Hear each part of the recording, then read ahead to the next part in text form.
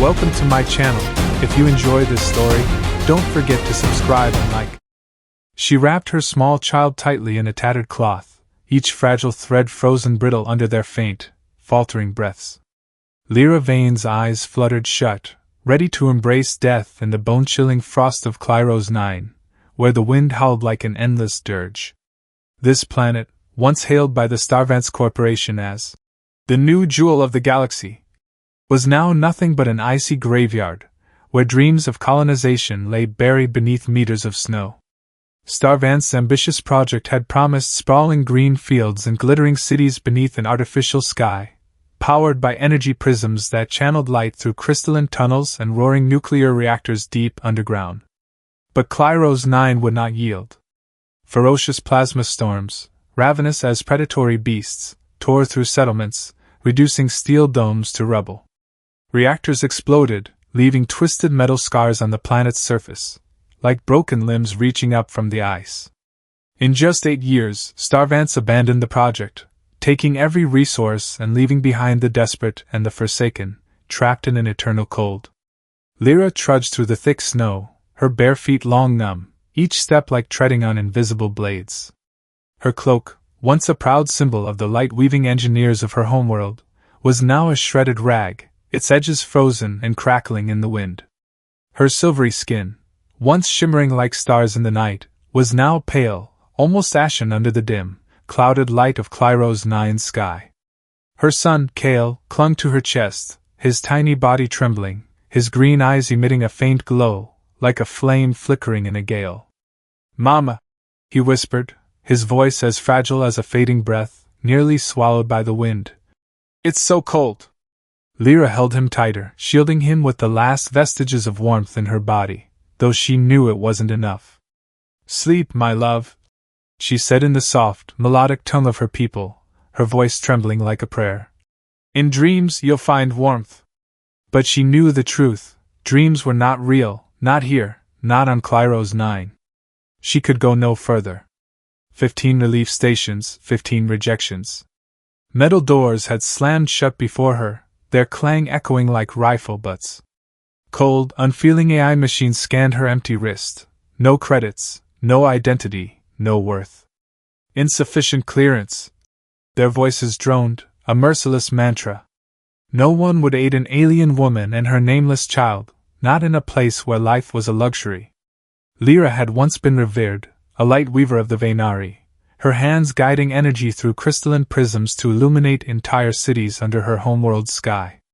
She had stood in radiant halls where light danced at her command, where songs were sung to honor her as a bringer of light. Her prisms didn't just power cities, they were symbols of hope, of life. People had bowed to her, kissed her hands in gratitude. But all that vanished when her husband, Terran, died in the reactor explosion on Clyros 9, an incident Starvance labeled a technical error, but which Lira knew hid a crueler truth.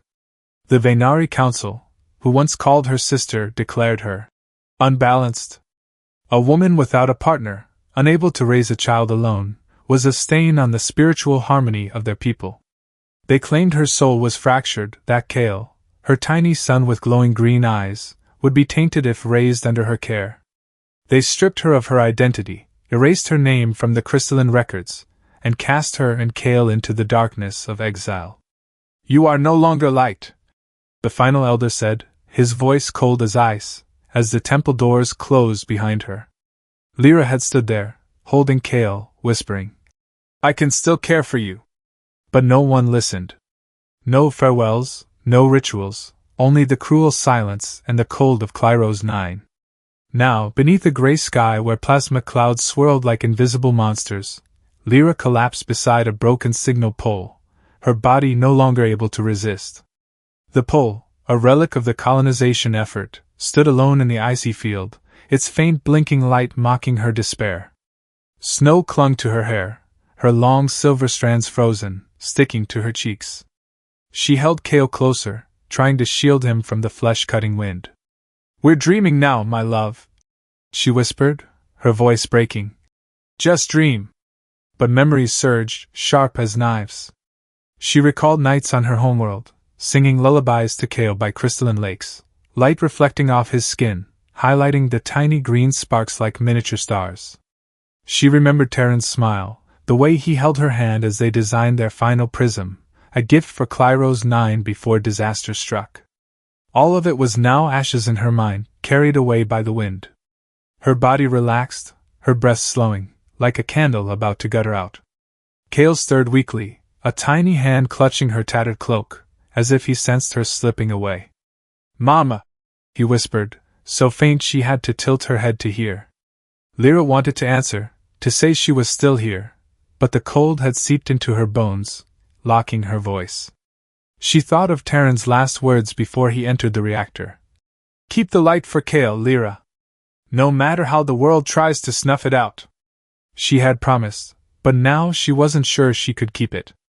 Her eyes closed, her body sinking into the eternal cold, and in her final moment she only hoped Kael would dream of a warm place, free of wind, ice, and rejection. Far off, on a jagged ice ledge jutting from the endless snowfields of Clyro's 9, Caleb Holt spotted a faint silhouette in the howling blizzard. He stood there, his breath fogging the visor of his faceplate, hands trembling as he checked a malfunctioning thermal sensor. A maintenance technician, Caleb had survived 3 years in an abandoned observation post, a feeble spark in the planet's eternal darkness. He repaired broken machines, patched thermal conduits, and traded every waking hour to keep the heater running, barring the deadly cold. Today's plasma storm, fiercer than most, had disrupted the power system, setting off red alarms in the station. He'd been forced outside, braving razor-sharp snow to check a shorted power line. He hadn't expected to find a living soul in this wasteland, where even the hardiest machines succumbed to the cold. The silhouette, small and fragile, moved slowly through the snow, then suddenly collapsed, like a candle snuffed out by the wind. Caleb's heart clenched, a familiar pain rising. He squinted through the storm, realizing it was a woman, her silvery skin glinting despite the snow, clutching a small child. Faint green light on the boy's face, like lost stars, faded with each passing second. Without thinking, Caleb charged forward, his heavy boots crunching through brittle ice, the wind lashing his visor, blurring his vision. He stumbled over a broken metal rod, cursing under his breath, but didn't stop. Reaching them, he knelt, muttering, "No, don't give up, please don't give up." The woman was ice-cold, her breath so faint it barely existed. The child, small enough to fit in one arm, shivered, eyes closed, the light on his cheeks flickering like a distress signal. Caleb opened the thermal pack at his hip, his trembling fingers activating 2 heat pads, their dim, orange glow flaring as they warmed. He carefully placed them between the two, one against the woman's chest, the other cradling the child. "You're not dying tonight," he growled, his voice rough, as if challenging Clyro's 9's cold itself. He shed his protective coat, the last thermal layer shielding him from the storm, and wrapped it tightly around them, blocking the snow. Then he lifted them both, their bodies terrifyingly light, like dry leaves caught in a gust. The sensation stirred a painful memory. 7 years ago, on another planet, he'd held his brother, Eli, in an overcrowded medical station, begging for treatment. "Insufficient credits," the AI's cold voice had said, and Eli was gone, leaving Caleb with a wound that never healed. This time, he wouldn't lose them, wouldn't let the cold or the universe's indifference claim another life. Caleb stumbled through the ice field, the wind pushing like it meant to topple him. Each step was a battle, thick snow clinging to his boots, dragging him down. His visor fogged with breath and ice, but he didn't stop, didn't dare. The observation post loomed through the snow, a gray metal hulk, its faint hatch light a fragile beacon. He slammed the open switch, the hatch hissing as it slid wide, releasing a wave of heater warmth. Caleb staggered inside, legs nearly buckling, lungs burning from the frigid air. Warmth from the conduits washed over him, melting the ice on his clothes. He placed the child in a makeshift thermal cradle, rigged from insulation panels and an emergency lamp, its orange glow enveloping the tiny form. The woman he laid near the main reactor conduit, where warm air pulsed steadily from a patched steel pipe. She didn't stir, her silver skin gleaming under the light, as if carved from starlight. He sank to the floor, back against the cold metal wall, an electrolyte bottle trembling in his hand. Caleb dripped drops into the boy's mouth, careful as if handling fragile crystal. The boy coughed softly, swallowed, and the green light on his cheeks brightened slightly, like a fire-fed new kindling.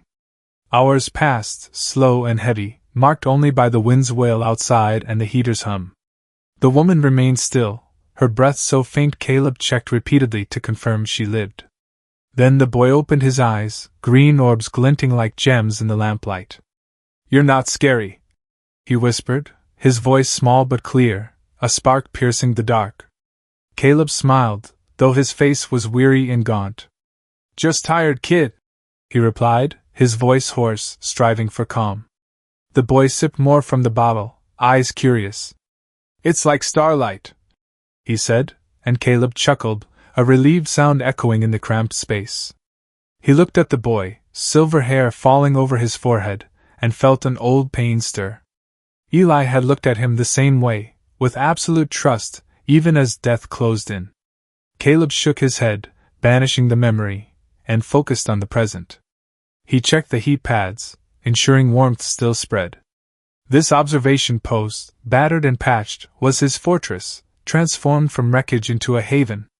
Its stained metal walls, dangling cables, and faintly blinking console, all bore the marks of his stubborn persistence.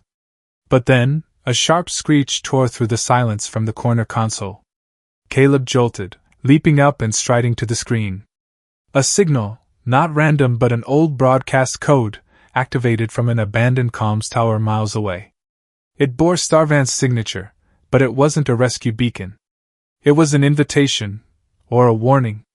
Something, or someone, was listening out there in Clyros 9's frozen dark.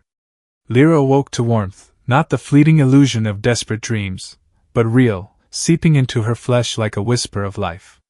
She didn't open her eyes immediately, fearing the moment would dissolve, that Clyros 9's biting cold would swallow her again. Her breaths were slow, shallow, carrying the metallic tang of filtered air and a faint, strange sweetness, as if someone had laced the space with something alive.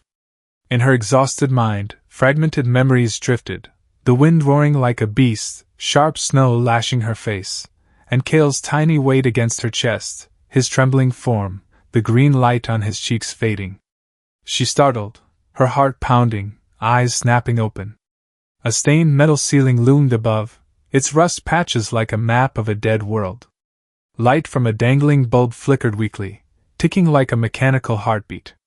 The air was dry, filtered through ancient conduits, humming with the steady hiss of ventilation, as if the room itself breathed. She was wrapped in a thick, worn but clean cloth, faintly smelling of metal and machine oil. Pain stabbed through her as she tried to sit, as if every joint protested her survival. Her limbs trembled, her skin burning as blood returned to places the cold had claimed. She gritted her teeth, fighting the pain, and then she saw him, Kael, curled under an orange heating tube, his silver hair splayed across a patched blanket, faint green sparks on his cheeks glimmering steadily, like stars refusing to die. "Kael," she whispered, her voice breaking, as if speaking louder would shatter this miracle. She crawled to him, each movement a struggle, and pulled him into her arms. Kael stirred, a small whimper escaping, then nestled against her, his breath even, warm. She held him tightly, hot tears welling but not falling. She'd cried too much, and Clyros 9 didn't deserve her remaining tears. A figure moved in the corner, slow, non-threatening. She turned, heart racing. The man stood there, tall, in a worn protective suit, its seams torn at the shoulders and knees, revealing faded silver lining. His dark hair was disheveled, falling over his forehead, his face gaunt, hardened by months of survival, but his eyes held no harshness. He held a metal mug, steam rising in lazy swirls in the dim light. "The boy's okay," he said, his voice low, steady, free of menace, as if used to speaking to fragile things. "You are too, mostly." Lira clutched Kael, silent, her eyes fixed on the stranger. She'd learned long ago that kindness on Clyros 9 came with a price, and she had nothing left to pay. He knelt slowly, setting the mug on the floor between them, far enough to avoid alarming her. Electrolyte water warm, he said. You should drink. She stared at the mug, its steam an inviting curl, then at Kael, still nestled against her, his tiny hand gripping her tattered cloak. How long have we been here? She asked, her voice hoarse, as if her tongue had forgotten sound. Half a day, maybe more, he replied, his gaze steady but not pressing. I thought you were dead. Lira scanned the room, trying to understand this place. A small shelter, surprisingly clean amidst Clyros IX's ruin. Patched metal walls, cables dangling like spiderwebs, a blinking console in the corner, and stacked old crates. Machines, a makeshift water purifier, a bulky heater, a faintly glowing comms unit, all bore the marks of meticulous care, as if someone had spent a lifetime keeping them alive. The man stood, moving to a chipped metal bench, leaning back against the wall, eyes half closed. I'll give you space, he said. I know what it's like to wake up somewhere strange. Lira hesitated, her gaze returning to the mug. She lifted it, hands trembling, and sipped. The electrolyte water was bland, warm, sliding down her parched throat, carrying a survival she'd forgotten. Warmth spread in her chest, rousing her body, like a small flame kindled from ashes. She looked at Kael, his eyes opening, green glints faint but clearer. Mama, he whispered, his small hand tightening on her cloak. She kissed his forehead, feeling the fragile yet stubborn life of her son, and for the first time in months she allowed herself hope, however thin. But memories weighed heavy, relief stations slamming shut, the Venari Council's rejections, and Terran's death, sacrificing himself to save her and Kael from the exploding reactor. She wondered if this place, this man, was truly safe, or just another of Clyros IX's traps. Suddenly, a sharp screech pierced the silence from the corner console. Caleb sprang up, striding to the screen, his face taut. Numbers and symbols flashed, blue light illuminating his weary features. The signal didn't stop, he said, his voice low but sharp, as if facing an unseen foe. Someone's trying to connect. Lira clutched Kael, her eyes locked on Caleb. She didn't know who he was, what the signal meant, but instinct told her it brought no good. On Clyros IX, nothing was random, and every signal could be death's invitation. She looked at Kael, the light on his cheeks flickering, and vowed that whatever came, she wouldn't let it take him, not after all they'd endured. The next morning, a pale gray light seeped through the hatch's seams in the observation post, faint as a whisper of life amidst Clyros IX's icy death. It wasn't the harsh glare of desperate days but a gentle stillness, as if the plasma storm had exhausted itself after a night of howling. Lira lay on a patched mat, Kael nestled close, his breath steady and warm.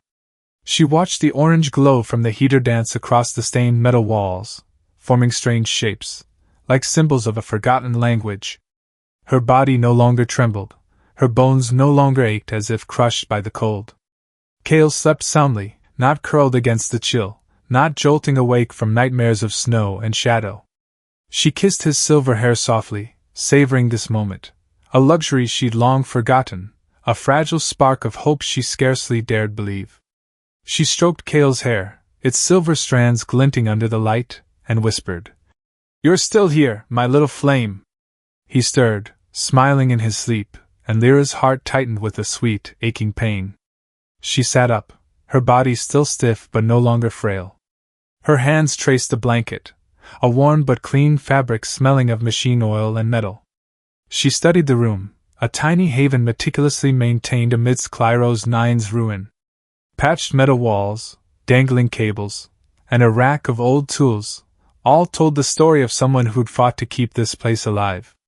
In the corner, Caleb sat on a metal chair, repairing a circuit board, his dark hair damp, likely from recycled water. His shirt was torn at the shoulder, revealing a long scar, pale as her own silver skin. He muttered, holding a small tool in his teeth, his fingers moving with the precision of someone who'd done this 1,000 times. When Lyra's gaze met his, he looked up, their eyes locking for a brief, wordless moment heavy with meaning. "You slept," he said, his voice low, tinged with surprise. "The boy did too." "Good," Lira replied, her voice soft, almost a whisper, as if speaking louder would shatter the moment's fragility. Caleb stood, stretching, his joints cracking. "Got some dried fruit," he said, moving to a small crate. "I can make porridge for the kid." Lira lifted Kael, who stirred, opening his eyes, their green glow sparkling as he looked at her. He leaned into her shoulder, exhaling a joyful murmur, like a stray note in the cold symphony.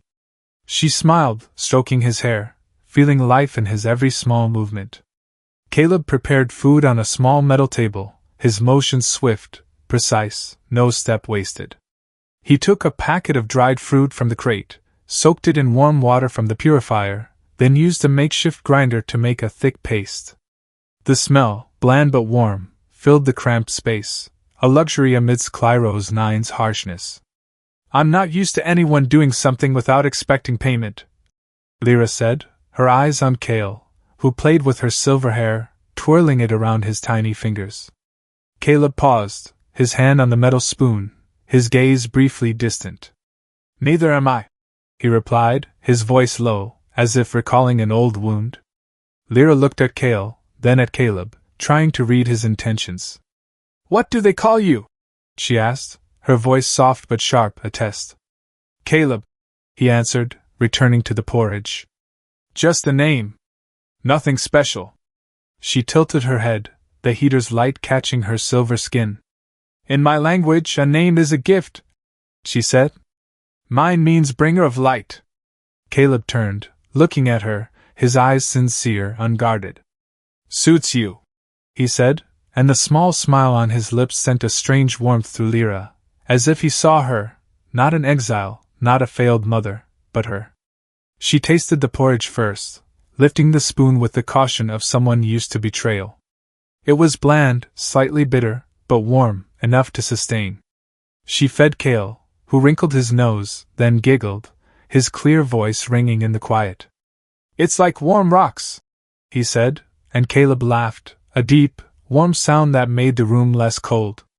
"Not the worst critique," he replied, sitting on the bench, holding a metal water cup. They ate in silence, no need for words, and for the first time in months, Lira felt she didn't need to flee, didn't need to glance at the hatch to plan an escape. But the peace didn't last. Caleb suddenly stood, striding to the corner console, where a blue light flashed furiously. He checked the screen, his brow furrowed. "This signals no accident," he said, his voice taut, as if facing an invisible threat. "It's Starvant's code, but encrypted. Could be a search team, or worse, treasure hunters." Lira clutched Kael, her eyes fixed on Caleb. "What do they want?" she asked, her voice trembling but sharp. "Don't know," he replied, his hands moving over the console, analyzing data. "But if they find us, it won't be a friendly hello." She sensed the truth in his words, forged by experience. Then Caleb paused, his gaze darkening, as if wrestling with himself. He turned, looking straight at her.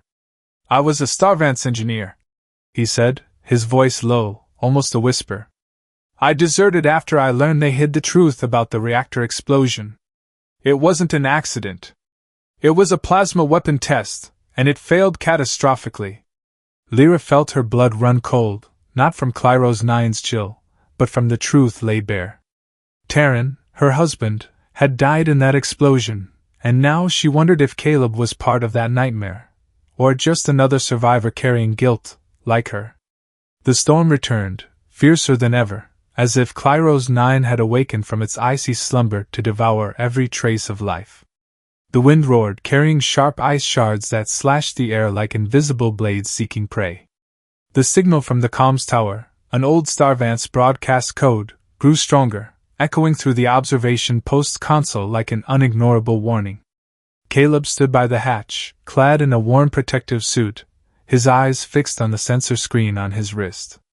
He checked his gear, a small toolkit, a flare gun, and a folding knife, with the precision of someone accustomed to facing death. "I have to get to the tower and shut it down," he said, his voice low but resolute. "If I don't, the signal will lead them straight here." Lira, holding Kael in a thick blanket, stood near the heater, her gaze fixed outside through the hatch's slit, where the blizzard formed a white curtain. You can't go alone, she said, her voice sharp as a blade, not a request but a command. Caleb shook his head, a flicker of worry in his eyes. Too dangerous. This storm can kill in minutes. But Lira stepped forward, setting Kael in a warm corner beside an emergency device blinking orange light. I'm not asking, she said, her voice firm, though her eyes betrayed a spark of gratitude. You saved us. Now let me help you. Caleb studied her, her silver skin glinting under the light, and saw an unshakable resolve. After a moment's hesitation, he nodded, pulling a smaller protective suit from a crate and handing it to her. Hold the tether tight, he said, his voice low. They wrapped Kael in 2 layers of blankets, placing him near the heater, where warm air pulsed steadily. Lira knelt, kissing his forehead, his silver hair spilling over the pillow. I'll be back soon, my little flame, she whispered. Kael smiled dreamily, clutching the blanket, his green eyes sparkling like stars. Don't let the wind catch you, Mama, he said, his voice small but clear. Lira squeezed his hand, promising. I won't let it win. The hatch opened with a metallic hiss, and the storm surged in like a chained beast set free. The wind lashed their faces, carrying ice and snow, fogging their visors. Lira felt the cold pierce her suit, as if Clyro's 9 sought to strangle her again. They tethered themselves together, a thin cable their only anchor against the wind's pull. Each step was a battle, the frozen snow slick under their boots, jagged metal from old settlements lurking beneath like deadly traps. Lira gripped the tether, her eyes locked on Caleb's form ahead, moving with the endurance of someone seasoned by hardship. The wind screamed, drowning all sound, but she heard her heart pounding, a rhythm of life amidst the planet's wrath. The calm's tower loomed through the snow, an iron skeleton coated in ice, towering like a spear thrust into the gray sky. Its signal light flashed red, blazing like a demon's eye watching them. They climbed, the wind yanking hard, threatening to hurl them into the icy chasm below. Caleb clung to the iron rungs, ice crumbling under his hands, Lira following, her numb fingers refusing to let go. Hold on! He shouted through the wind, his voice nearly swallowed.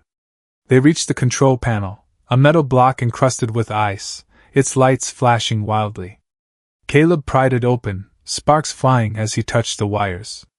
The circuit's locked, he yelled, his voice strained. Someone triggered it remotely. Lira gripped a support bar, the wind tugging her body, and checked the wiring with a light weaver's precision. We have to cut the power, she shouted back, her hands racing over connections, seeking a weakness. But then, a light flared in the distance, piercing the snow, a patrol ship, its engines roaring, landing miles away, its beams slicing the dark like knives. Caleb cursed, his hand tightening on his tool. Not Starvance, he said, his voice trembling but sharp. Space pirates. Lira felt her blood freeze, not from Clyro's 9's cold, but from the truth revealed. Caleb turned, his eyes heavy with guilt and resolve. They're hunting the data I stole from Starvance, he said, his voice low, nearly lost in the wind. Data on a superweapon, a plasma device that could destroy planets.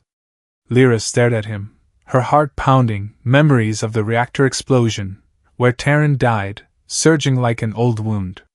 She didn't know if she could trust Caleb, if he was her savior or the one luring her into a new trap. But as the wind howled and the tether strained between them, she realized that, for now, they had only each other to survive the storm and the hunters closing in. Sparks erupted from the Calm's tower's control panel, blazing in the frozen dark, as Caleb and Lira frantically severed the signal circuit. A final screech rang out, then the tower's red light died, leaving a heavy silence broken only by Clyro's 9's howling wind. But their flicker of hope vanished as the pirate patrol ship's lights flashed through the snow, closer, brighter, like the eyes of a predator scenting prey. Too late, Caleb whispered, his voice hoarse, eyes burning with resolve laced with desperation. He grabbed Lyra's hand, pulling her down the ice-crusted iron rungs, each step a skid on the slick surface, a reminder of their fragility. Run! He shouted, and they plunged through the snowfield, the wind lashing their faces, the tether between them taut like a thread of fate. They stumbled over metal debris and frozen snow, the observation post a hazy outline in the storm, its orange hatch light a final beacon. "We're out of time," Caleb gasped as they dove inside, slamming the hatch behind them. The wind's roar was muffled, but the pirate ship's engines, a low, trembling growl, seeped through the metal walls. Lira lifted Kael from his warm corner, her heart racing, her eyes fixed on the yawning boy, his green eyes glinting with sleep. "What can we do?" she asked, her voice shaking but sharp, like a light weaver ready to face the dark. Caleb rifled through the gear stash in the corner, hands moving fast, pulling out a small, glinting device no larger than a fist. "This is a jammer," he said, his voice low, eyes focused. "If we activate it, it'll blind their radar, but only for a few hours." He looked at her, his gaze stern. "I need your help to set it up out there." Lira nodded, though fear gripped her chest, a cold hand squeezing her heart. She remembered days on her homeworld, standing in crystalline halls, guiding light through prisms without hesitation. Now she had no prisms, no light, only Kael and a man she didn't fully trust. They placed Kael in a reinforced safe compartment, a small corner braced with metal plates, locked with an old lever. Lira knelt, stroking his hair. "Sleep well, my little flame," she whispered, knowing he wouldn't hear. Kael smiled, hugging the blanket, and she sealed the compartment, praying it wasn't the last time she'd see him. The storm raged outside, but the pirate ship's engines were closer, shaking the floor like a wordless threat. They ran to a rocky outcrop a few hundred meters from the post, its rugged terrain shielding them from radar. Caleb knelt, embedding the jammer in the ice, his hands moving swiftly despite the snow lashing his face. Lira stood guard, eyes scanning the snow, gripping the folding knife Caleb had given her. "Hurry!" she whispered, her voice tense. Caleb connected the final wire, a green light flickering on the device, but then a red laser beam sliced the air, narrowly missing his shoulder, shattering the ice around them. "Down!" Caleb yelled, shoving Lira behind a massive ice boulder, his body shielding her as another laser streaked past. Lira fell into the snow, the knife trembling in her hand, her heart pounding. Through the snow, a group of space pirates emerged, clad in sleek black combat armor, their helmet lights glowing like wolf eyes. "Hand over the data, Holt!" the leader bellowed, his voice booming through an amplifier, cold and ruthless. Lira, crouched behind the ice, felt her blood turn to ice. That voice, sharp, arrogant, with a cadence she couldn't forget, belonged to Dren Vark, a former Starvance engineer who'd worked under her husband, Terran. She remembered him, his false smile and greedy eyes, always scheming to climb the corporate ladder. Dren advanced, plasma rifle in hand, its red glow painting the ice. "Don't waste my time, Holt," he roared. "I know you've got the plasma weapon data. Give it up, or I'll tear your station apart." Caleb, beside Lira, gripped his flare gun, his eyes blazing with restrained fury. "They don't just want the data," he whispered, his voice trembling. "They want you." Lira turned, her eyes wide with panic. "What?" Caleb took a deep breath, as if forcing himself to face a painful truth. "Before he died, your husband implanted a crystalline prism in your body," he said, his voice low, nearly lost in the wind. "It's the final piece to activate the plasma superweapon. I detected its signal when I scanned you last night."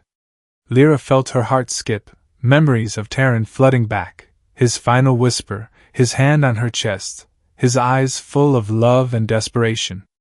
"Keep the light, Lira," he'd said, and she'd thought it mere comfort.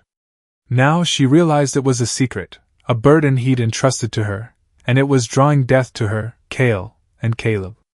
She tightened her grip on the knife, her eyes locked on Dren's silhouette in the snow, knowing this fight wasn't just for data, but for their very lives. Caleb activated the jammer, a green flash bursting from the small device, sending an invisible pulse that blinded the space pirates' radar in Clyro's 9's thick snow. The roar of their ship faded, swallowed by the storm, but Lira and Caleb didn't pause to celebrate the fleeting victory.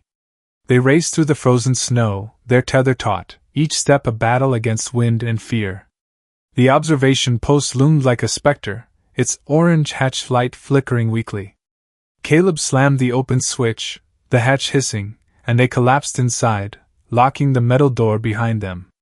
Warm air from the heater washed over them, melting the ice on their suits, but Lyra's heart still pounded, as if fleeing a shadow greater than the storm.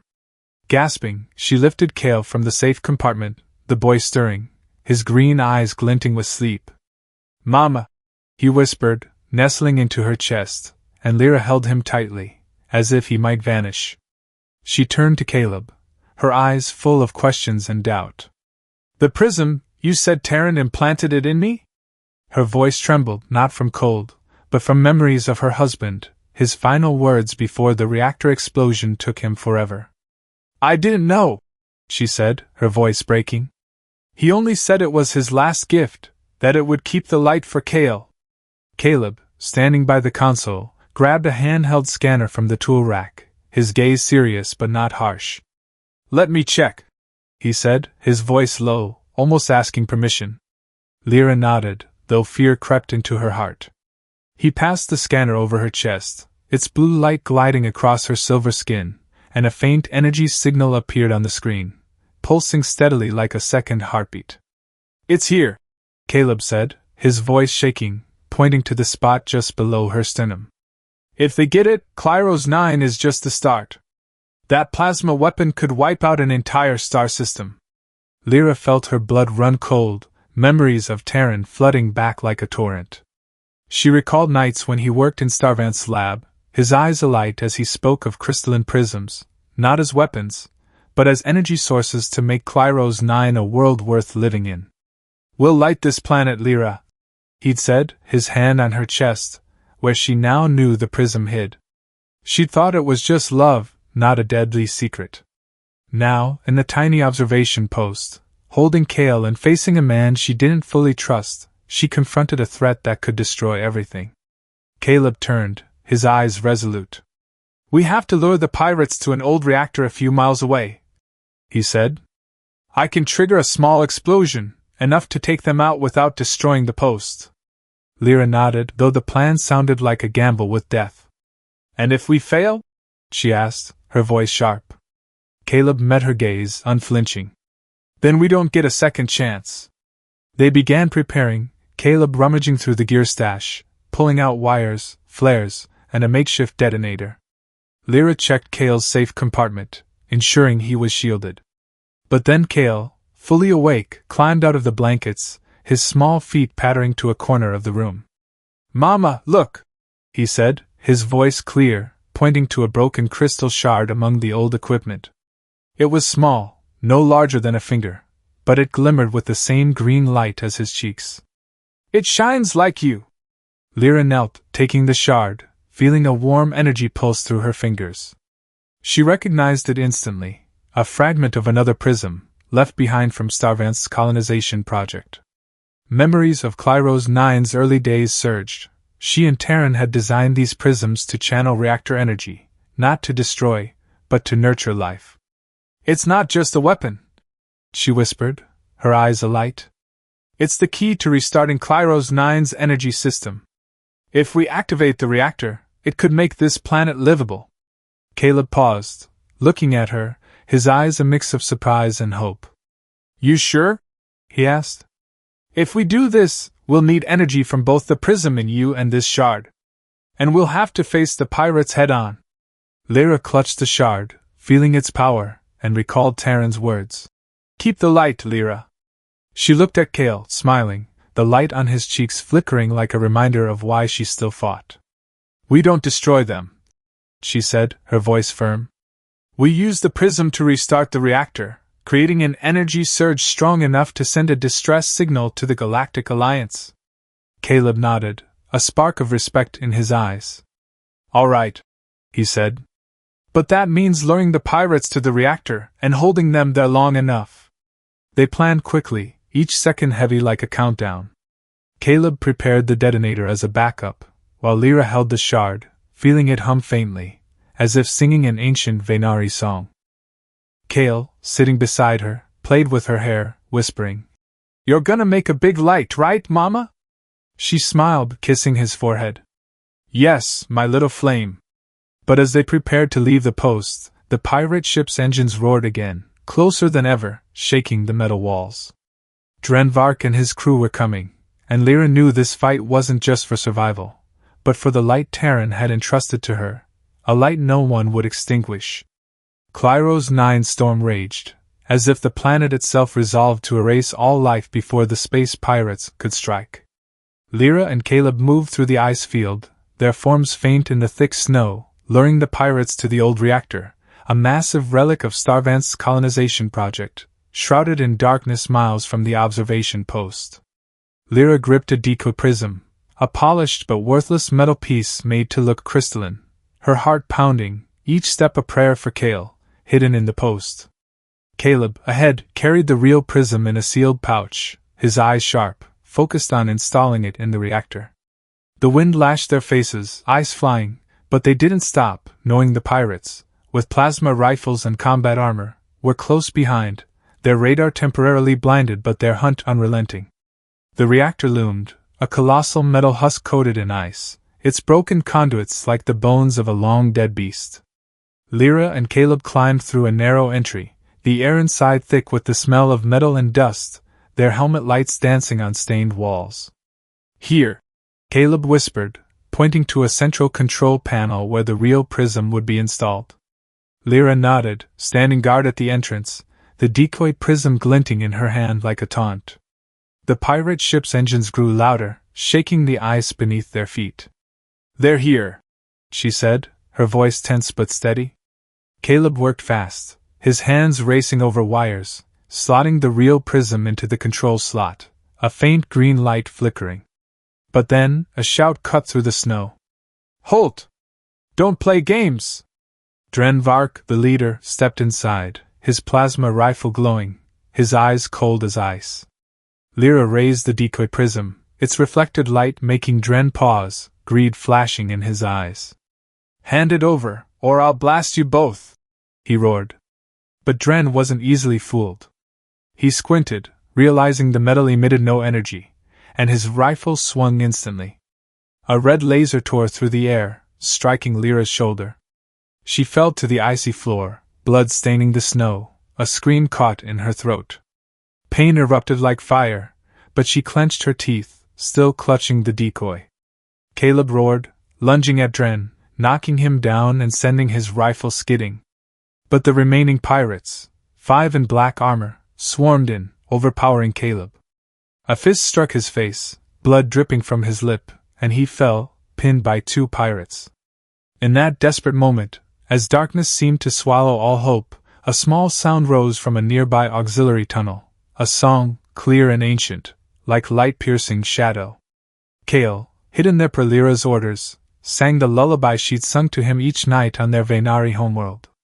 His voice was small, trembling, but carried the strength of a people who'd guided light across stars. "The light doesn't fade, though darkness reaches." The song echoed, and the real prism in the reactor began to hum, green light flaring, spreading through the conduits. Energy surged, a low rumble shaking the reactor, and an invisible shockwave burst forth, powerful as a tidal wave. The pirates collapsed, their armor sparking, weapons disabled. Dren's scream cut short as he fell unconscious.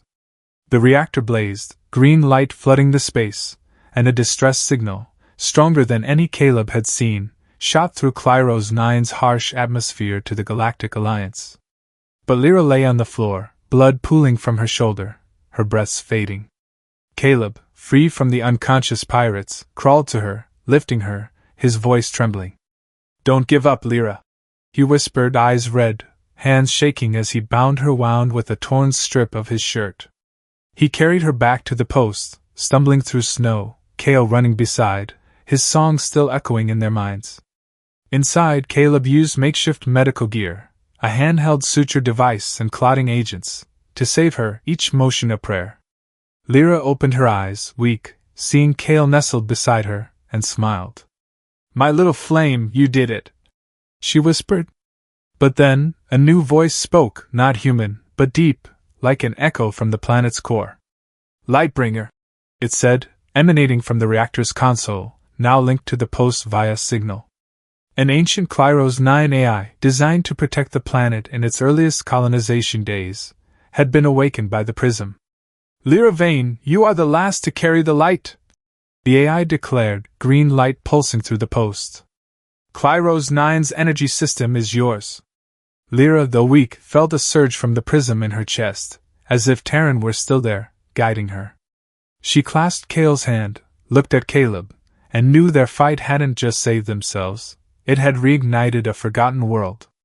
3 days after the reactor battle, as Klyros 9's gray sky still loomed and winds still wailed through icy fields, a Galactic Alliance rescue ship tore through the plasma clouds, landing near the observation post with a thunderous roar. Its lights illuminated the snow, carrying promises of food, equipment, and a new life on warmer worlds. Alliance officers in gleaming silver uniforms stepped out, bearing crates of medicine, seeds, and recycling machines. They spoke of new settlements, free of storms or deadly cold, where children like Kael could run through green fields without fear of being swallowed by snow. But Lira, Caleb, and Kael stood by the hatch, watching the ship, their eyes devoid of longing to leave. They'd fought too hard, lost too much, to transform Klyros 9 from an icy graveyard into a place worth calling home. We're staying, Lira said, her voice soft but firm, when an officer asked if they'd board. Caleb stood beside her, nodding, and Kael, nestled at her feet, smiled, the green light on his cheeks sparkling like tiny stars. The old reactor, now powered by the crystalline prism and Kael's song, ran steadily, sending a constant energy flow through conduits Caleb had painstakingly patched. That energy not only kept the observation post warm but powered a small greenhouse, built from recycled metal panels and thermal film. Inside, under the green glow of energy lamps, the first sprouts emerged, tiny bean plants, seeds left by the Alliance, piercing synthetic soil, reaching up like a declaration that Klyros 9 was no longer a place of death. Lira, her shoulder wound still aching, not fully healed, stood with Caleb outside the greenhouse, watching Kael dart through the rows, his clear laughter echoing, drowning out the wind outside. He paused, bending to touch a sprout, then turned, shouting, "Mama, it's growing! It likes the light!" Lira smiled, her heart warm, as if Kael's light radiated through her. She turned to Caleb, her gaze curious but gentle. "Would you have gone if they'd come sooner?" she asked, her voice soft, as if probing something deeper. Caleb shook his head, his eyes on Kael, then her. "No," he said, his voice low, certain. "I've found where I belong." His words were simple, but carried the weight of a man who'd fled his past, borne guilt for Starvan's sins, and now found purpose in rebuilding a world. Lira nodded, understanding him more than she'd expected. She pulled her old cloak from her bag, once a symbol of the light-weaving engineers of her Venari home, once her pride. Now it was tattered, its edges frozen, no longer bearing light. She stepped into the post, knelt by the heater, and tossed the cloak into the flames. The fire flared, consuming the fabric, and she whispered, "I don't need it anymore." The cloak was her past, the Council's judgments, the pain of exile. Now, her light was in Kael, in Caleb, in Klyros 9. That night, they sat together in the post, the heater's light dancing on the stained metal walls, forming soft shapes, like dreams taking form. Kael slept in Lira's lap, his silver hair splayed across her chest, his breath steady, warm. "Mama," he murmured in his sleep, his voice a faint note. "The light's singing." Lira smiled, stroking his hair, feeling the prism in her chest hum faintly, as if harmonizing with his song. She leaned her head on Caleb's shoulder, for the first time feeling no need to guard herself, no need to glance at the hatch for an escape. "No more running," she said, her voice soft, a vow. Caleb took her hand, his rough but warm, and replied, "No more." His words were a promise, not just to her, but to himself, to Klyros 9, and to the future they were building. The ancient Klyros 9 AI, awakened by the prism, remained active, its voice occasionally speaking through the console, guiding them to optimize energy, expand the greenhouse, and shield the planet from plasma storms. It called Lira Lightbringer, a title she'd thought lost forever. But now, she embraced it, not with the pride of her past, but with the duty of a mother, a survivor, a builder. She and Caleb worked daily, reinforcing the post, planting more crops, and teaching Kael to tend sprouts, to listen to the song of the light. He always felt. Clyro's 9 remained cold, harsh, but in the greenhouse, spring had come, green shoots rising, a reminder that life could bloom even in the deepest dark. One morning, as pale gray light filtered through the greenhouse roof, Lira stood with Caleb, watching Kael play, wielding a small branch like a light sword. She remembered Terran, how he'd said light wasn't just energy, but hope, connection. She felt him in the prism, in Kael's song, in Caleb's hand holding hers. "We did it, Terran," she whispered, not with sorrow, but with peace. Clyro's 9, once a graveyard of dreams, was now their home, and their light, Lira's, Caleb's, Kael's, would never fade, never be snuffed out by cold or darkness.